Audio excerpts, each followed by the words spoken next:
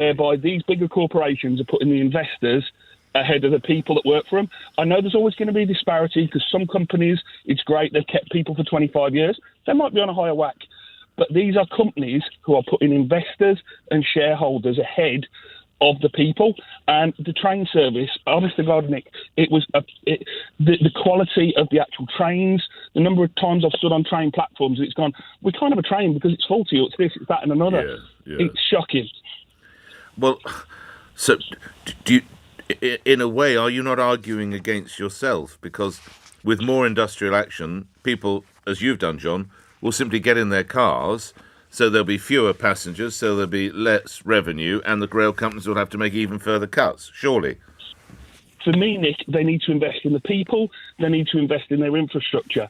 They're too busy putting it into the actual shareholders' pockets as opposed to doing the investing in where, A, the most important thing should be the people, those that are driving the trains, and B, should be about investing in the actual stock and the infrastructure. John, and I don't blame you, you're talking as a bloke who, because of the service, has decided to get in your car. If everyone was to do that, the argument could be made we need even fewer staff on the rails. They have to realise they are, I would argue, losing public support, John, lastly. But this is where, Nick, we're coming from two different directions. Is the reason I gave up on it is because they're charging me £500. Where is that £500 going? That's my question. Well, where it doesn't cost the driver's £500 for my seat on that train. He or she is making £1,000 a week, the person at the front of your train. That ain't bad money. Come on, John. But you look at what a Birmingham rent at the moment for a two-bedroom house is about £1,000 a month. All right, OK. Well, that indeed is a lot of money, but if we gave in to every single pay demand, the country would effectively be skint. John, thank you. You have safe driving in your trip to Sheffield. Let's talk about money with a very appropriate person. Someone who used to chair the Treasury Select Committee is now Work and Pension Secretary Mel Stride, who we'll talk to about rail strikes. But first, let's talk about the fact that, well, nearly 12 million of you will start to receive up to £600 from, if I've got my diary correct, from today. The Work and Pension Secretary Mel Stride joins me now with more details. Good to have you on, Secretary of State. What exactly are these people going to be in receipt of? Good morning to you. Well, good morning, Nick. Yes, so almost 12 million pensioners will be receiving an additional £300 alongside their winter fuel payments. And those payments are going out, as you said, as of today. I think 1.6 million will be out today, and they'll be going out over the next couple of months. Critical point is that pensioners don't need to apply for it. It happens automatically. And of course, this is part of a much wider programme of support for low-income households, for example, who are getting £650 this year, disabled people £150, and of course our energy support package on energy bills, capping the average bill at £2,500, saving the average family £900 for this year. Just lastly, just thinking, if someone, I hear what you say, Secretary of State, that it should come automatically. If someone listening now is not in receipt, is there a website, is there a phone number? To whom should they make themselves known? I'm glad you mentioned that, Nick. The first thing is patience. So these payments are being made over a 2-month period. So do wait at least that period. Then go on to the .gov.uk website, and there will be details there as to what you do if you think you should have received it and you haven't. All right. Thank you for the background on that. I've obviously, while I have the benefit of you, I have to ask you about the questions. We would appear to be looking at a considerable wave of rail strikes. Secretary of State, is Mick Lynch the Grinch who stole Christmas?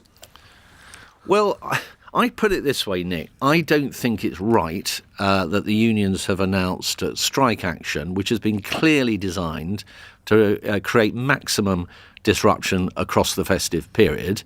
Now, that, of course, will affect families up and down the country who want to see loved ones. But I think there's a more important point within that, which is whenever you hold strike action on our railways, of course, you impact people who are actually in very serious circumstances. For example, those that need to attend serious medical appointments, for example.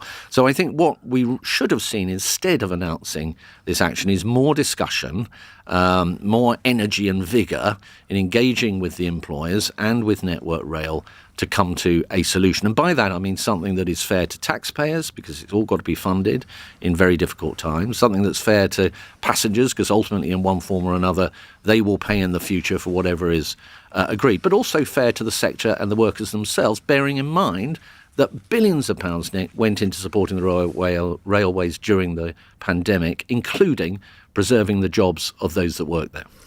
Is a bit of blame, if I can use that word, to be shared, though, with the government, Mr. Stride? I remind you, back in 2019, the manifesto of the party, of course, of which you're a senior member, said that they would bring in regulations, they would bring in laws and restrictions that would have some kind of minimum service.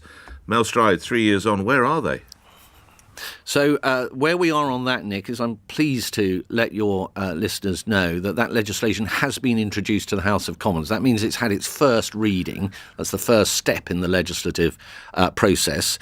It remains to be seen when the other steps will occur, but I can assure you that government is very aware, acutely aware of the importance of this legislation, and we are fully committed to it. Timeline, can you give my listeners any indication, with your knowledge of parliamentary process, when might that actually become law, Secretary of State? I can't. If I were the leader of the House, which I used to be in a previous life, I could probably give you a greater sense of it, because, of course, it has to be factored and scheduled in with so many other moving parts and other pieces of legislation. So I'm not in a position to do that, other than to just make it very clear that there is a very, very firm commitment to getting this legislation through, because it really matters. In another previous life, you chaired the Treasury Select Committee. Can I ask you about a report from the OECD, the Organisation for Economic Cooperation and Development? Just to remind my listeners, the UK economy will suffer the biggest hit of all G7 nations next year. How concerned, even fearful, should my listeners be? Well, growth is something that clearly happens in every year, not in one specific year. And in fact, in this year, we've had the highest level of growth across the G7.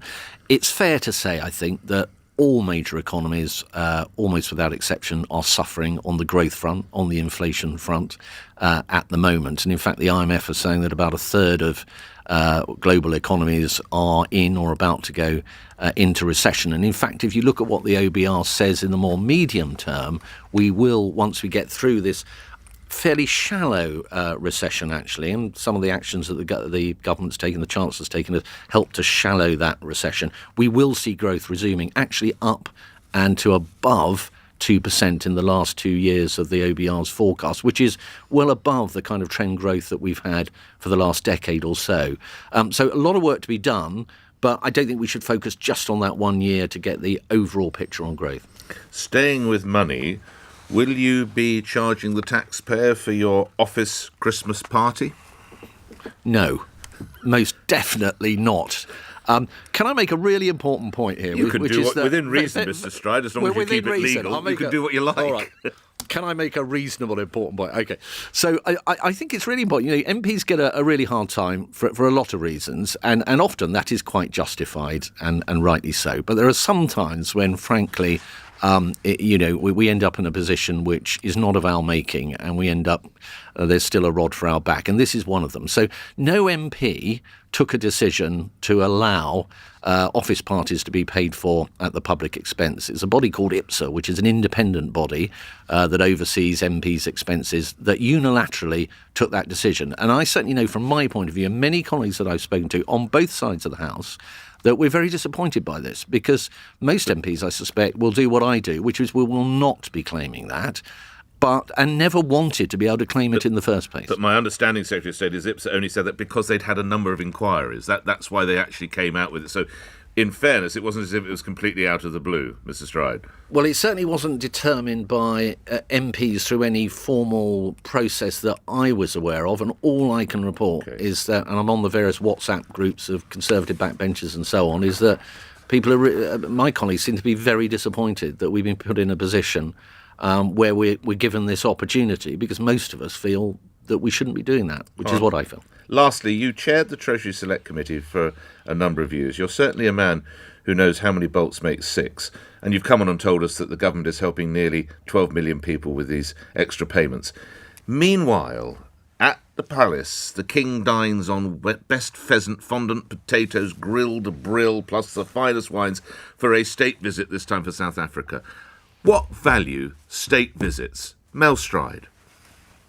I think they can be hugely valued, and I think in terms of projecting ourselves as a country right at the heart, actually, of our soft power, as it's often called, is this ability to project our sense of history and pageant and the royal family as a key role. But you know as well as I do, and I think that's people what can't state turn visits on are about. Mr. Stride, people can't turn on the gas, and I hear what you say.